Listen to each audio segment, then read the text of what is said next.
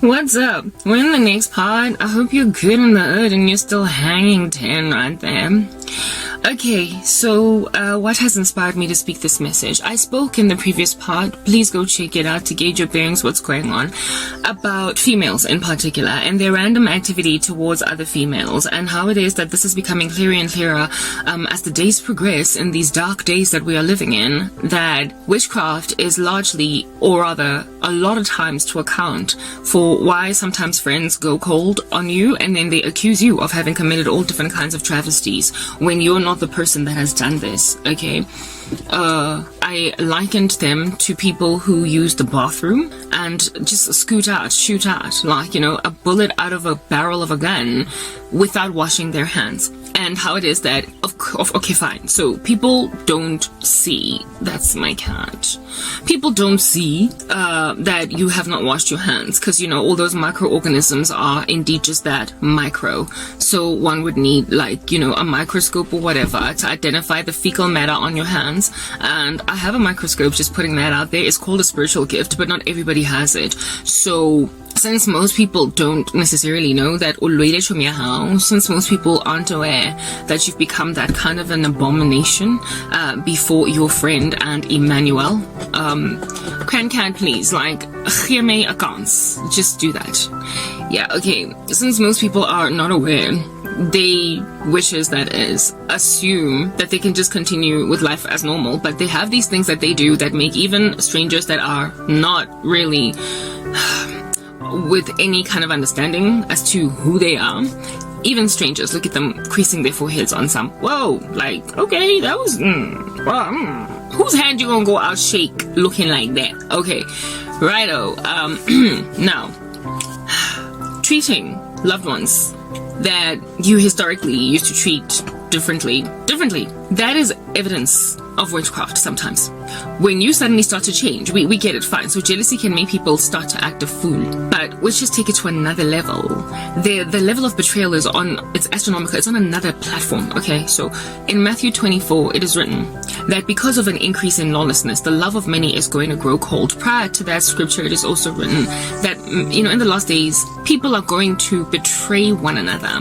Basically, there will be a lack of loyalty. They will hand one another over to be killed. Betrayal, backstabbing, you know, duplicitousness towards your fellow man is going to be a common characteristic of people. It's just going to be thematic across society and expected to come from people within your inner circle. Essentially, much like what happened with Christ concerning Judas.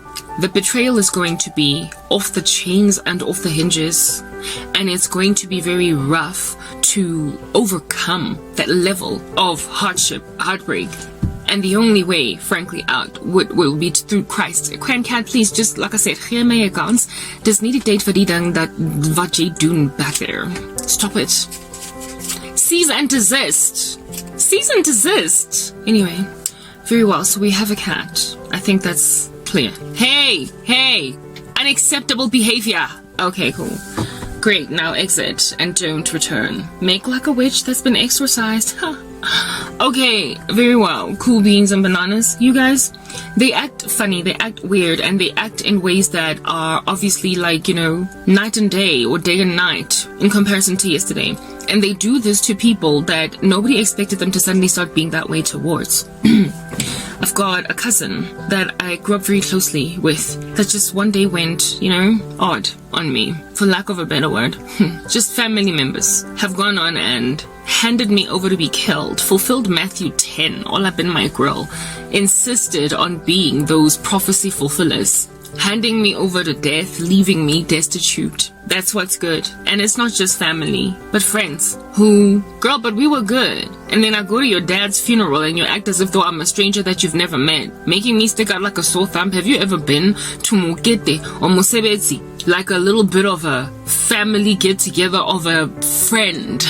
And they just abandon you. They just leave you. You stick out. You like so, especially if you're shy, like me, which I am.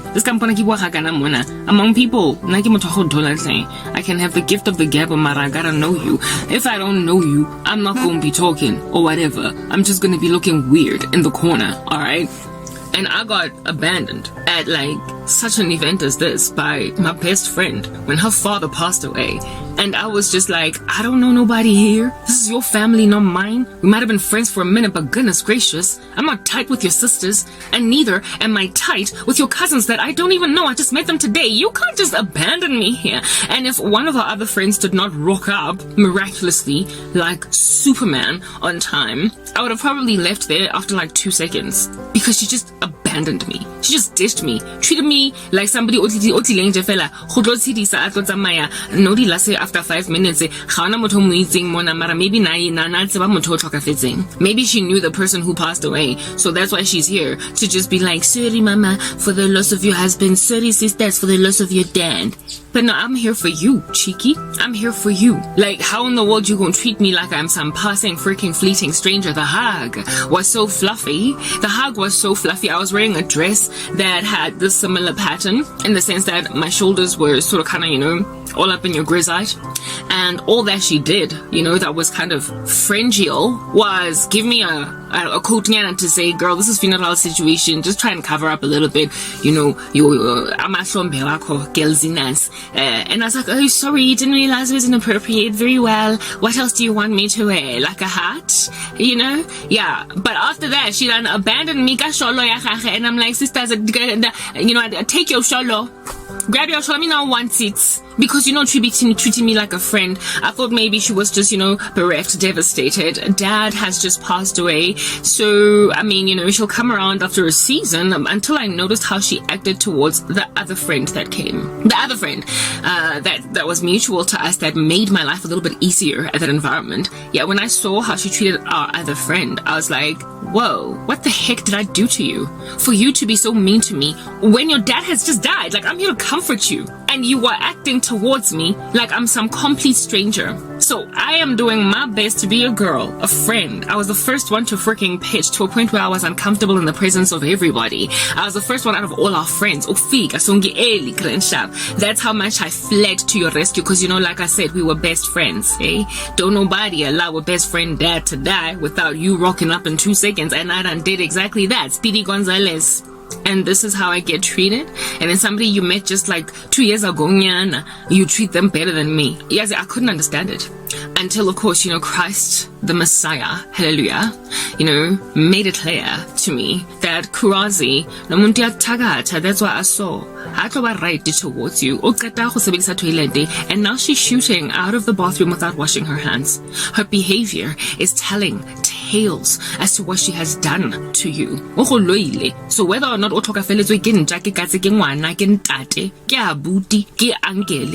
whether Lena self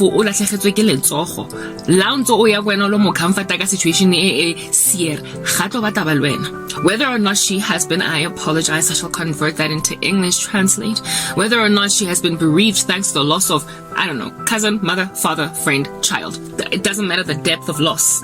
This person will not be able to adequately receive any comfort from you because it is difficult for a witch to gaze in the eyes of their victim, especially if they're a novice, especially if they've done this for the first time in their lives, especially if this is not just what they generally do, especially if jealousy got to them so badly that they finally experimented with that taboo thing that they were introduced to as some funny little meeting with some weird little friends that knew some weird little stuff. So I mean, all these randoms that don't wash their hands and have got all these pathogens they're on, causing us to handshake them and eat their fecal matter. They live among us, and you can identify them because they change. And their behavior is odd, not just to you who is very familiar with them, but everybody else around. Of course, I looked like a sore thumb, that chick, when I was just kind of floating around like a bubble, just abandoned. Like after I had gone, I was just standing there. What in the world, girl? I'm gonna end up leaving looking like I'm not all that ride or die. You gotta introduce me to your cousins. Make me, since you're so busy walking up and down like a busy bee, introduce me to your cousins that are age appropriate for me. Then I'll sit with them and be like, I'm so sorry for your loss, guys, and just kind of sip some tea right there. Instead, you just kind of leave me to float around to a point where people who recognize me from our youth, like your sisters, would then be like, hi, Escavo. Yeah, are you good? Thanks for coming. They're even awkward around me because they can see me that I'm just like literally a sore thumb that's been hammered nogal over and over and over again since it's all that sore. It's just sticking out. Yeah, I've had activity of that nature slap the living daylights out of me on numerous occasions where people just started to act weird towards me, and I ended up having to either leave or find alternative means of comfort. My cousin did the same thing to me, Mara thankfully she did it to me in the midst of all of our family members, so I just found another like family member to hang with. If anything, I found some stranger to hang with that was there with a family member. I told you about that some time ago, where at some wedding my cousin started to act a fool towards me, so I befriended the girlfriend of one of my cousins, and that made my life a little bit easier. They act weird, they act strangely towards you, they treat you like you've committed abominations. They are cold, guys. They get cold, they get mean spirited, almost to suggest that, why did you do that to me? Like, you know when a person treats you like you've stolen their boyfriend, or they've busted you either, or they suspect you of having an affair with their husband, or sabotaging you in some way, or stabbing you in the back, or gossiping you. Like, I found out that you spoke badly about me the other day, so even though they don't say it to your face, you can tell the energy up on the way that they're acting, that they're upset with you, that you've done something. I got treated that way so much by so many women, and I could not understand, what the heck did I do? Is this just jealousy? Is this what it does? And is it this like overnight? But just on Friday, sisters, when I broke off from you in the office, when I said goodbye, we were good peoples, and now it's Monday. There have not been any cataclysmic events, anything at all to account for why you're acting so strangely. Oh, except for the fact that there was the cataclysmic spiritual event that happened on the weekend, where you visited a sangoma to shatter my prospects for marriage. They act a fool, and in so acting a fool, give off to everybody else in the environment a vibe of, but you and Karabo were so tight, what happened? It happened as well with that random female that I was close with, the Indian one at MTN. I'm pretty certain people, when she started to act a fool, were like, but whoa, what happened? You guys were sofas lasane, you went everywhere together, and now you are like cold as ice. What's going on? Like, whatever happened between you and Karabo? What happened? And Lidenge, so overnight. You give yourselves away, witches, because you start to treat your victims like the witchcraft suggests, like they're nobody, like they are unmarriable, like they are unlovable, like they are unfriendable, like they are unworthy of anything at all, because your witchcraft is to indeed devastate them with worthlessness, to lay them waste, to lay them prostrate before rubbish, just to cause them to be feckless human beings, or at least what appears to be that in society. So you start to treat them the way your witchcraft suggested. So if you don't want her to get married, you treat her like a woman that no man would ever want. If you don't want her to prosper in her career, you treat her like she's dumb and she can never get a promotion. You treat them in ways that your witchcraft has yet to even validate, confirm, or convert, because you're already guilty and you're already walking in the what you call fulfillment of promise. It's a self-fulfilling prophecy. You treat them like your witchcraft suggested. So nyanbonga, best friend, cousins, ex-friends, ex-colleagues and whatnot, for acting a fool in my presence, because all you did was make strangers crease their foreheads and be like, huh? But they